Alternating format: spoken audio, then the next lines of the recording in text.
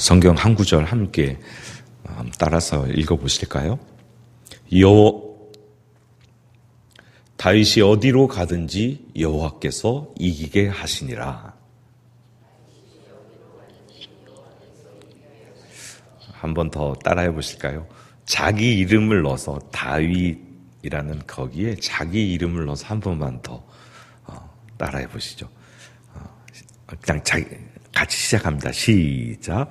석환이 어디로 가든지 여호와께서 이기게 하시니라. 아멘. 더 설교할 필요가 없을 것이라 생각합니다. 그렇지만 조금 더 말씀을 묵상하고 살펴보겠습니다. 하나님의 약속이 지어진 후 다윗은 승승장구합니다. 자기의 힘으로 인생을 사는 사람보다 누군가가 후원자가 되어준다면 좀 더 쉽게 인생을 살겠죠. 실제로 세상에서 그런 일들이 벌어지는 것을 볼 수 있습니다. 아버지가 재벌이면 그 아들, 딸들은 쉽게 인생을 풀어갑니다. 아버지가 권력을 갖고 있으면 어디 가서 떵떵거리고 자기 권력인 양 힘을 발휘합니다. 무슨 얘기냐? 부모가 후원자가 되어주니까 그 자녀들의 인생이 힘을 쓴다는 거죠. 여러분, 저는 지금 이 세상의 방법을 이야기하는 것이 아닙니다. 다윗에게 강력한 후원자가 있었다는 것이죠. 그게 누구입니까? 여호와 하나님입니다. 여호와 하나님이 다윗의 후원자가 되어주셨습니다. 그러니 어디든지 가는 대로 승리가 뒤따른 것이죠. 그냥 다윗에게 여호와 하나님이 후원자가 되어주셨을까요? 여러분, 앞에 사무엘상부터 계속 묵상해온 말씀에 따르면 다윗은 하나님의 마음에 합한 삶을 살았다는 것이죠. 하나님께 여쭙고 하나님께서 말씀하는 대로 순종하고 가라는 대로 가고, 그러다 보니 실수할 때도 있었지만 다윗이 가는 곳마다 하나님께서 동행하고 하나님께서 승리를 허락하셨습니다. 저와 여러분, 다윗과 동일하게 하나님의 마음에 합한 삶을 삶으로 하나님께서 주시는 승리를 누리는 한 분 한 분 되길 소망합니다. 다윗은 매우 용맹한 사람이었죠. 어린 시절 목동의 이야기에서 보면 양들이 들짐승들에게 빼앗겼을 때, 물고 갈 때 사자든 늑대든 곰이든 따라가서 그들과 싸워서 그 입에서 양들을 빼냈다고 말하고 있습니다. 골리앗이라고 하는 키가 3m에 달하는 거대한 장군이, 블레셋 장군이 나와서 이스라엘을 모욕하고 하나님을 모욕하고 전쟁을 일으켜서 모든 이스라엘 군대가 잠잠하게 있을 때 소년이었던 다윗은 하나님 이름으로, 여호와의 이름을 의지해서 나가서 골리앗 장군을 무찌릅니다. 또 사울의 군대 장관으로 있을 때도 가는 곳곳마다 승승장구하며 그의 용기를 드러냅니다. 다윗은 아마 두려움을 모르는 용기 있는 사람이었던 것 같습니다. 하지만 그 모든 것이 여호와께서 주신 힘, 내 뒤에는 하나님이 있다. 하나님이 나의 큰 백이야. 많은 여자분들이 백을 좋아하더라고요. 명품 백을 좋아하는데 우리 백은 하나님입니다. 최고의 명품 백인 줄 믿습니다. 이렇게 조크를 하면 웃어주시고 하셔야 되는데 감사합니다. 웃어주셔서. 네. 이스라엘의 전체 왕이 되었을 때도 다윗은 마음을 뺏기지 않았던 것 같습니다. 그래서 왕이 되어서 어디든 가든지 여호와께서 승리를 주셨다는 것이죠. 다윗의 용기는 스스로의 능력이 아니라 만군의 여호와 하나님께서 함께 하시기 때문에 가능한 것이었습니다. 사무엘 선지자가 베들레헴의 들에서 양치기 목동으로 있던 다윗, 소년 다윗을 불러서 기름 부은 후에 성경에 쓰여져 있기를 여호와의 영이 항상 다윗과 함께 하심으로 이렇게 말하고 있습니다. 하나님의 영이 우리와 함께 할 때 다윗의 힘의 근원이었던 하나님의 능력이 우리의 힘의 근원, 우리의 능력의 근원 되실 줄로 믿습니다. 다윗은 이스라엘 왕 중에 가장 큰 영토를 차지했던 왕인데요. 실제로 이 영토는 창세기에서 약속된 땅입니다. 아브라함에게 종과 횡으로 다녀봐라. 네가 밟는 모든 땅이 너희 땅이 될 것이다 하는 약속이 있었습니다. 그 약속이 다윗 시대에 성취되고 있습니다. 하나님이 그 땅의 경계로 주셨던 그 모든 땅들이 이스라엘 민족의 소유가 된 것이 바로 1100년이 지난, 아브라함 약속이 주어진 이후 1100년이 지난 다윗의 시대에 성취된 것입니다. 저와 여러분도 하나님이 주신 약속의 말씀들이 우리 인생 가운데 성취되기를 소망합니다. 다윗이 하나님께서 함께 계셔서 어디로 가든지 승리하게 하셨으므로 많은 주변의 나라를 점령했는데 첫 번째가 블레셋입니다. 블레셋은 이스라엘 민족의 숙적이죠.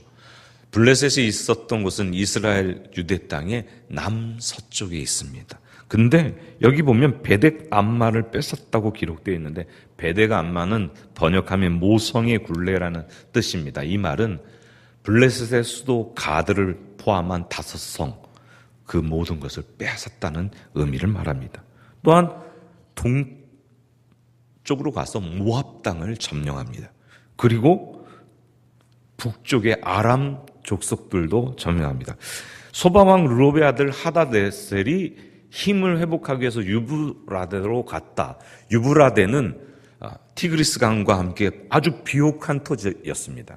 거기서 옛 제국들이 다 일어났죠. 바벨론, 아수르 등등의 제국들이 일어났는데 글로 가서 힘을 회복한다는 얘기는 세계를 제패하기 위해서 가려고 했다는 거예요. 근데 다윗이 가서 유브라데까지 쫓아가서 쳐무찌릅니다. 다윗은 군사력을 의지해서 전쟁을 치르는 것이 아니었다는 것을 이 전쟁에서 보여주는데 이때 전쟁에서 빼앗은 포로와 병거와 말들 아주 소수만 병거를 남겨두고 다 말의 힘줄을 끊어버렸습니다. 그 당시 병거와 말이라는 것은 요즘으로 말하면 탱크입니다. 그냥 창 들고 활 들고 싸우는 전쟁터에서 병거로 양쪽에 칼날을 달아 밀어버리면 힘을 못 쓰거든요. 그런데 그 병거의 말들, 기동력을 다 없앴다. 이 말은 다윗은 전쟁을 병거와 말, 무기에 의해서 진행한 것이 아니라 하나님을 의지해서 진행하였다. 하나님의 후원을 힘입어서 하나님의 능력을 힘입어서 승리하였다는 것을 보여줍니다.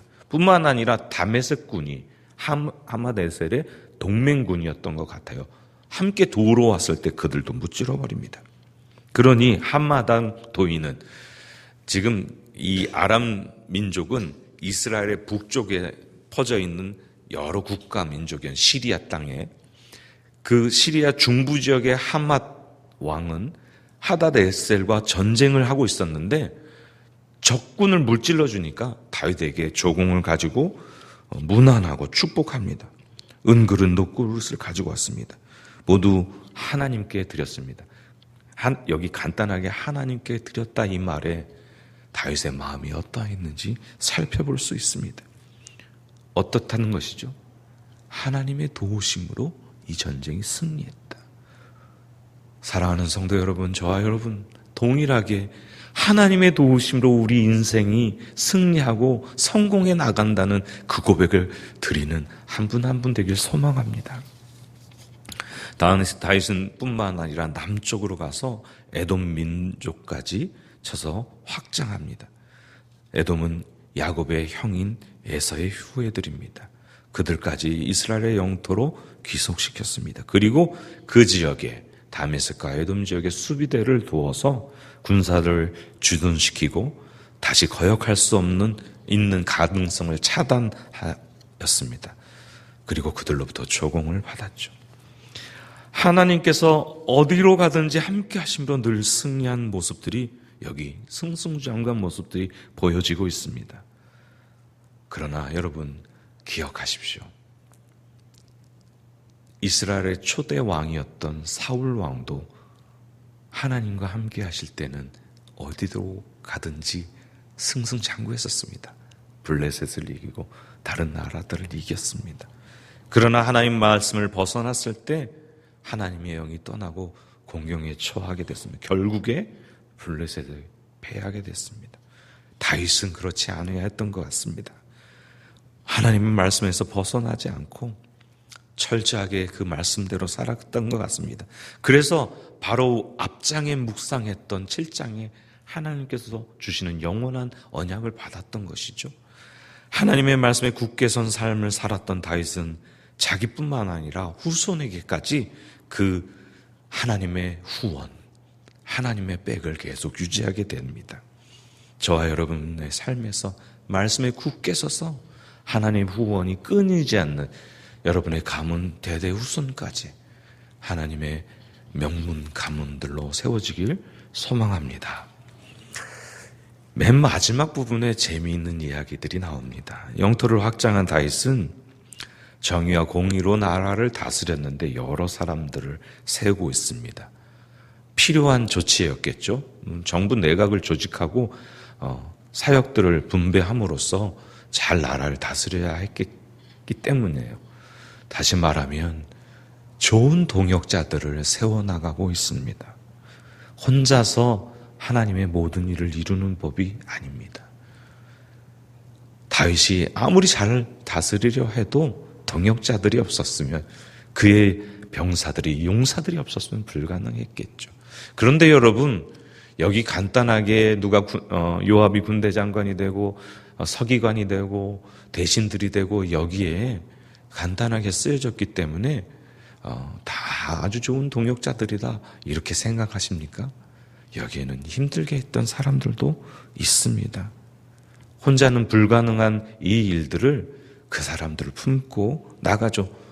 아마 앞으로 계속 묵상해 보면 다윗의 마음과 달랐던 사람들이 있습니다. 그래서 다윗이 죽을 때 유언으로 요압은 죽여라, 솔로몬에게 그 유언으로 남깁니다. 그런데 힘들게 한 사람까지 하나님이 붙이신 사람입니다. 아멘이십니까? 여러분, 교회에서 또는 여러분의 인생에서 무슨 일을 할 때 모두 다 협력자, 좋아 찬성만 하는 건 아닙니다. 반대하는 사람도 있고 또 아주 대적처럼 하는 사람들도 있습니다. 그러나 그 사람들까지 하나님께서 붙이신 사람들입니다. 오카 슈조가 쓴 동시가 있습니다. 지구별에서 태어나 고작 60년 아니면 70년, 그것이 우리네 인생. 그리고 그것은 단 한 번뿐인 것. 지금 당신의 옆자리의 친구들은 물론 풀이며 나무며 벌레며 새며 짐승들도 단 한 번뿐인 삶을 당신과 함께 걷고 있습니다. 단 한 번뿐인 삶의 여정을 함께 걷는 벗이라고 생각하면 말할 수 없이 그들이 사랑스러워집니다. 우리는 하나님의 뜻과 계획을 다 모르지만 우리가 오늘 하루 만나는 이 사람도 하나님께서 만나게 해준 사람이다. 내 인생에서 단 한 번뿐인 만남을 갖게 해준 사람이다 생각하면 사랑스러워지고 품을 수 있습니다. 나를 반대하는 그 말도 너무 감사합니다.